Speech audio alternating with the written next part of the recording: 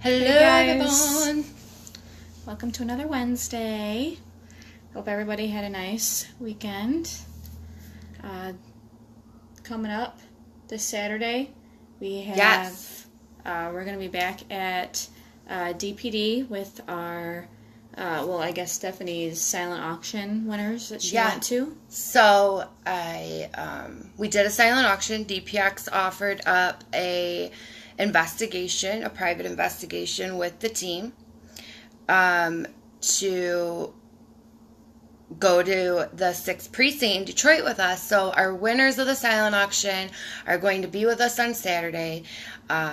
We're so ready to see how they act and see how fascinated they are, because we always get so much activity when we're at DPD.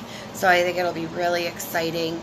On the 23rd, DPX is going to help out Gleaners for a food bank and the food drive. Try to give back to the community as much as we can.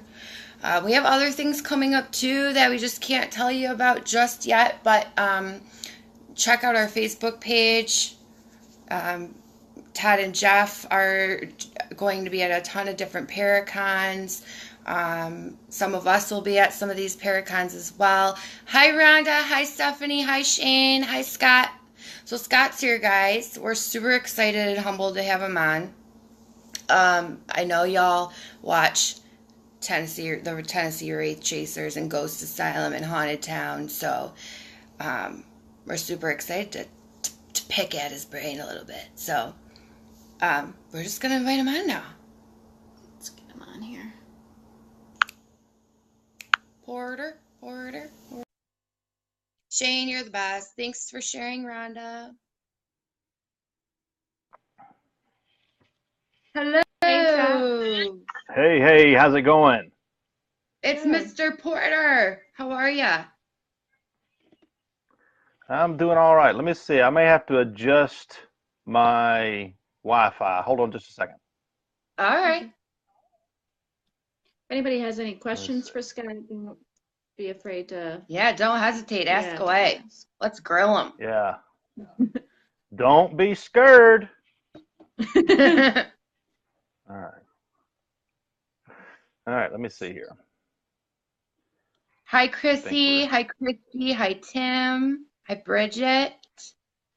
Diana. Ted.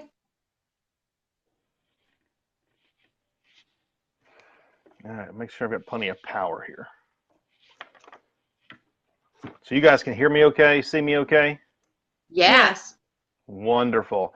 I'm operating from my cell phone because my laptop, I can't even talk. This is going to be a fun interview. Let me tell you that right now.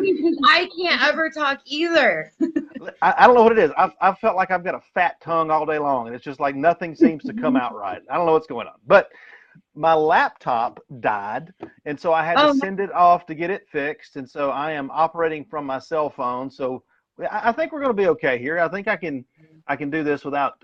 I'm trying to go back and forth to figure out if Wi-Fi is better or if just cell service is better, because I live out in the sticks. So wait, so I have to lead with this. Hi, Heather Larson. So Doogie will never let me live this down. Uh-oh. But are you from Gallatin? Gallatin?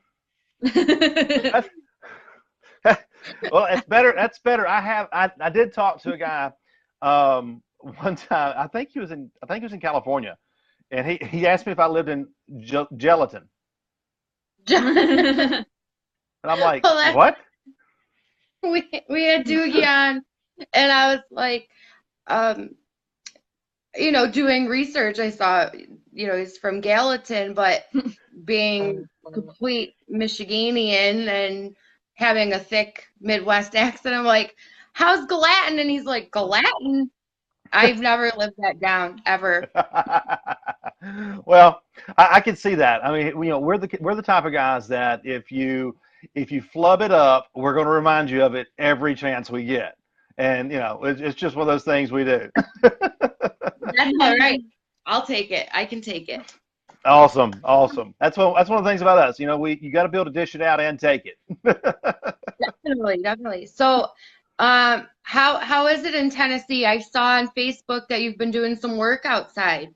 Oh yeah, that's like a normal occurrence. It's we have a family farm, so we do a lot of hay, and so I spend some time with the tractor. It's it keeps you grounded, keeps you close to earth, and keep you humble. Good hard work never hurt nobody unless you do it too long. Then it can hurt you. But yeah, it's fun. I enjoy getting the tractor. I enjoy being out in nature, so it's a lot of fun. Awesome. Do you sell that It Works too? Because I see that all over your Facebook. I do. Actually, you know what? I was actually sponsored by another health and nutrition company for quite a while we were on Haunted Towns. And I was Stephanie Burke, my friend Stephanie Burke, she was always telling me that. Oh yeah. I think she's a lot of people's spirit animal. She's amazing. I love her. And I'm not saying that just because I saw her name flash up through here a few minutes ago. She was talking to me about the products and kept telling me that I needed to try the It Works products over what I was using. And I knew I was familiar with the company, or I thought I was familiar with the company, thought it was more focused on women. And I was like, I don't want to do that. I don't want to do that. And so she kept bugging me, and I finally said, okay, fine, I'll do it. And so I swapped over, and after using the products for 2 or 3 months, I was amazed. And she convinced me to go to a conference with her. And after hearing that and talking to the people there, and seeing what the new product lines they have, because they have a keto product line that I'm a big keto fan. That's what I used to lose my weight 13 years ago, and have been following a lot of keto along the way. But after seeing that and using the products and the way it made me feel, I jumped in. I was like, this is something that I can get behind and support, and I love it. And I enjoy, talking, helping people realize their goals too. And the company allows me to do that. So it's fun to do that. And it's fun to help all of my fans and all my friends get there as well. No, that's great. And I have to say, you look fantastic. Not that you ever look bad, but thank you. You look a little different from season 1, episode 1 of Ghost Asylum. I had hair. Well, I was just assuming you shaved your head, so. You know what? Some people's hair turns gray. Mine turns loose. Really, though, that's a fun story. We were filming Ghost Asylum, and we were reviewing some footage for the show. And our director of photography, we were watching it, and I was like, "Man, what is that on my head?" And he said, "Dude, that's your scalp." And I'm like, "What?" Like, IR makes if you have thin hair, IR is not your friend. And I said, "Man," I said, "how long has that been there?" He goes, "Oh, it's made several appearances." And I'm like, this is not happening. So I started looking at, was it the way I was cutting my hair, combing my hair, or what it was? And it's, it's just one of those things. It's just I'm getting older, and, I figured it was turning loose. So I had always threatened to shave my head, but never really had, the gumption to do it. And so when we filmed the final episode, I think it was season 2, and we did pickups, I told our showrunner, I said, "Listen, we filmed." He said, "All right, we're wrapped, and we're going back to LA." And I said, "Are you sure there's not going to be anything else?" And he said, "No, we're wrapped. We're done." I said, "Because I'm going to look totally different in about 45 minutes. And so he said, "No, we're finished. We're done." And our director of photography then, he told me, he said, "Do it. It's going to set you free." And so so I went home and shaved my head, sent them a picture, and they're like, "Who is this?" And so now, and I love it. No hat hair, no windblown hair. I haven't had to buy. Yeah, no comb. I haven't bought shampoo in years now. Yeah, you just got to make sure the beard's on point, and you're good to go. Oh, yeah, that's it. It went from here to here, so I'm good. Yeah. Hey, I'd shave my head too if I didn't look like an alien. Oh, come on now. Look at Sinead O'Connor. She shaved her head. She is a badass, though. She's a badass. Yeah, I couldn't do it. Oh, you could do it. You could do it. Yeah, you could. Yeah, you could pull that off. Well, I might have to be like quadruple dog dared to do that, but so you have quadruple dog dared and a night of tequila. Yeah, alcohol, and we'll see what happens. People want to know there's going to be another Yeah. season of Ghost. First of all, we have so much love on here. Everyone's saying hello. Oh, there's another person from Galen watching. Chris Gator, hi. Uh-oh. And everyone wants to know, is there more haunted towns coming? Let me see what's going on here. I'm having trouble. You're very digital for some reason. Pixely? It's that Galette and Wi-Fi. Well, the audio is, yeah, it's that Gallatin Wi-Fi. It's out here in the sticks. You know, I'm gonna go outside and pull the string tighter. Is somebody outside holding an antenna for you? Yeah. I've got a cattle prod. I got to push over here, make him hold it tighter so we get a better signal. I feel like, people are saying we're breaking up, but I'm a medium, and I swear no matter who I do a live with, where I do a live, spirit will always interfere with my phone while doing so. So, You know that's crazy. Talking about how things interfere with electronics. When we filmed our episode down at Sloss Furnace, I touched a piece of shrapnel that we took out of one of the traps, and from that point till about 4 or 5 episodes after that, I could not wear any apparatus that had batteries in it without the batteries draining very, very quickly. So it was almost like whatever was stuck with me, it was sucking the life out of batteries. yeah, it really truly is crazy how they can manipulate our electronics. I will always be baffled by that, I think. Yeah. Yes. So How long? I always ask this. I lead off with this because I think, we know Porter from TV and from Tennessee Wraith Chasers. We know Porter from How It Works. But what's something people don't know about you? Oh, something they don't know about me. I don't know if I've ever said this or not. I haven't done it in a long time, but I used to play saxophone. That's badass. There you go. How about that one? I played alto, I played tenor, and I played baritone sax. Very cool. Wow. Very, very cool. How did you get into the paranormal? It's funny because that's one thing that's like a lifelong type thing that started early in life. I'm a Southern boy. I'm a Christian. I come from a Christian household. I've been around spirituality, all my life. And my father's a minister, pastor of the church now. And even before then, we were always around, whether it be funeral homes or whatever. So I was always around death. And, in the South, when somebody dies and we all, we get together for the wake and you get together for the funeral, and then everybody kind of comes together to talk about them, talk about life, reminisce, kind of therapy. And it never failed that a ghost story would come up, even for those people who didn't believe in ghosts. And so I always wondered, how is it that everybody seems to have a story, but I don't? And why do all these people have these stories, and why is everybody so fascinated with ghost stories? So when I was in college, I had a very vivid experience with something supernatural.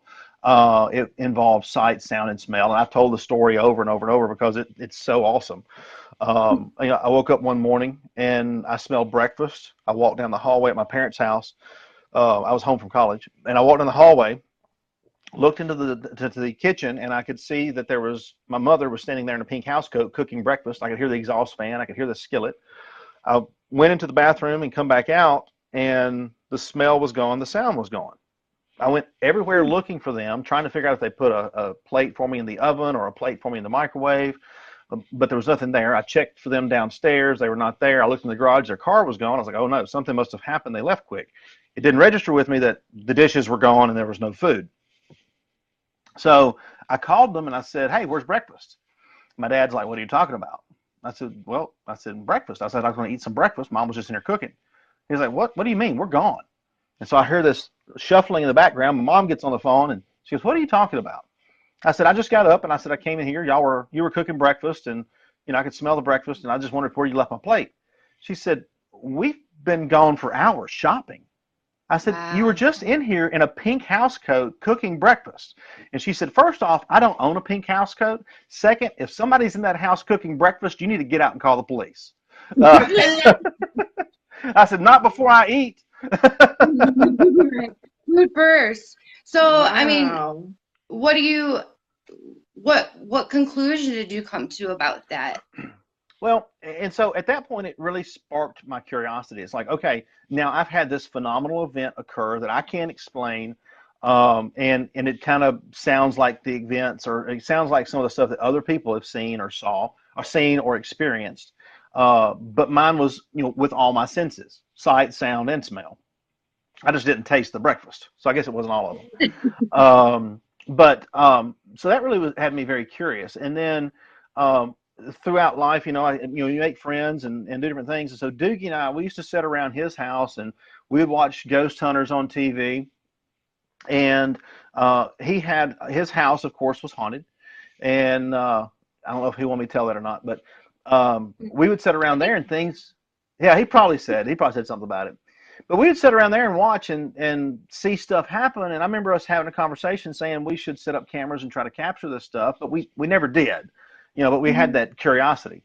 And so later on, Chris had talked to Doogie at the hospital or something, and he had been on, the Ghost Hunters Academy and told Doogie he has put a team together, and Doogie joined him to do this. And Doogie got a hold of me, and we were talking, and he asked me if I wanted to do it. I'm like, heck yeah, man, it sounds like a blast. Let's go and do it together. And so that's where it all began. So have you guys always been Tennessee Race Chasers? I'm sorry, I didn't hear the first part of that. Has your team name always been TWC, or did you start out as something different? No, it was always TWC. That's where I think Chris came up with the name when he first came back from Ghost Hunters Academy. Him and some friends that he worked with at the newspaper at the time came up with the name and went from there. Very cool. So how long did you guys investigate before Ghost Asylum started? Oh my gosh, the timeline is crazy in my head right now. I want to say, seems like we started it in 09 or 10 is when we actually started the team investigation. And then, or maybe it was before then. I can't remember. And we had done, I think at that point we'd been investigating quite a bit and done a lot. I know that at one point in time we talked to the network, we had already done over 100 investigations. And, oh wow, that's incredible.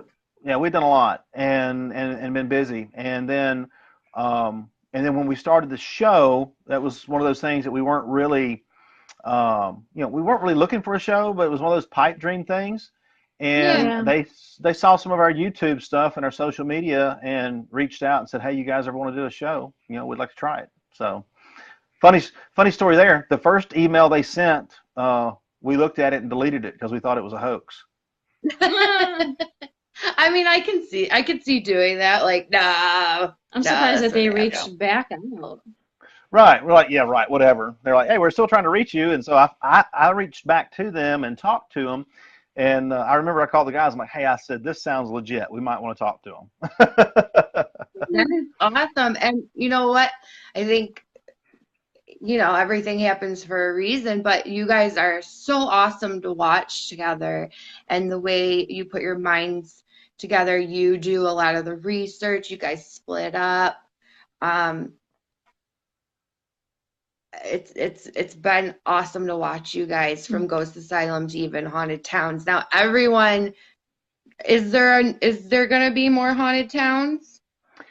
We're still waiting. There's a big merger going on between the conglomerate networks, and so that was kind of Time Warner.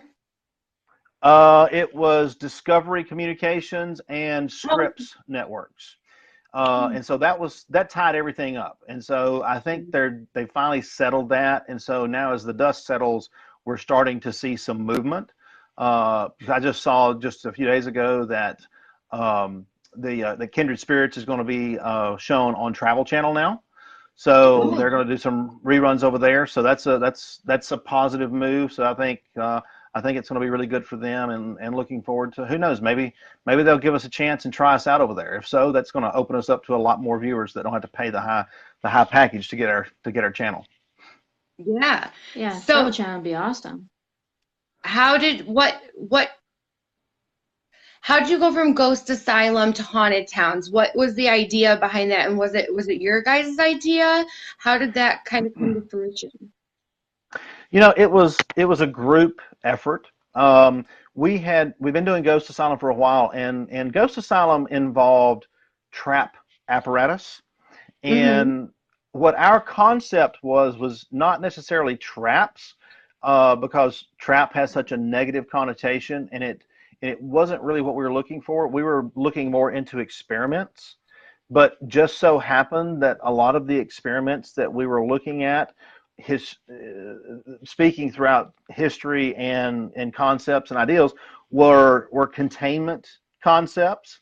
And so we were talking about that when we were doing Ghost Asylum, and we said, well, if energy can be moved from one location to another, and we can prove that there was no energy there before, but there's energy there after the interaction, so then aren't we proving that there was some random energy that existed, and we can deduce that there, in fact, maybe is a spirit or entity that brought that energy in? So that was our concept for Ghost Asylum, and we kind of wanted to get away from the trap concept, and we were looking for something that we could expand out on.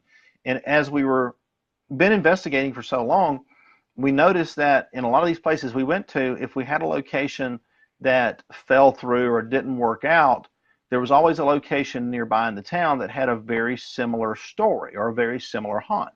And so as we talked about it, we're like, well, why aren't we looking at the whole town? Why aren't we looking at, if this spirit is here, is it confined to that one location? I don't think so, because you hear people over here seeing something very similar. So is that spirit going back and forth? And is there a historical, geological, energy type connection that allows the spirit to go from one location to another? And why does it choose this place over this place? Is that something in history that we need to look at? And so we went back and forth with the network for quite a while, trying to figure out that concept. And then that's when Haunted Towns was born. What episode I automatically think of when you were just saying that is the Savannah episode. I absolutely loved it when you guys were in Savannah. And being able to learn about the history and the spirit actually, capturing it one place and capturing it again outside was incredible. And I remember the knife moving. Do you really, really think that knife was moved by spirit? Oh, yeah. The table? It's so funny because we had at one point left a camera on the knife, and in the process of hearing a noise in another room, getting up and moving, somehow that camera got moved so it didn't capture the knife moving. Well, our photographer or our videographer was with us.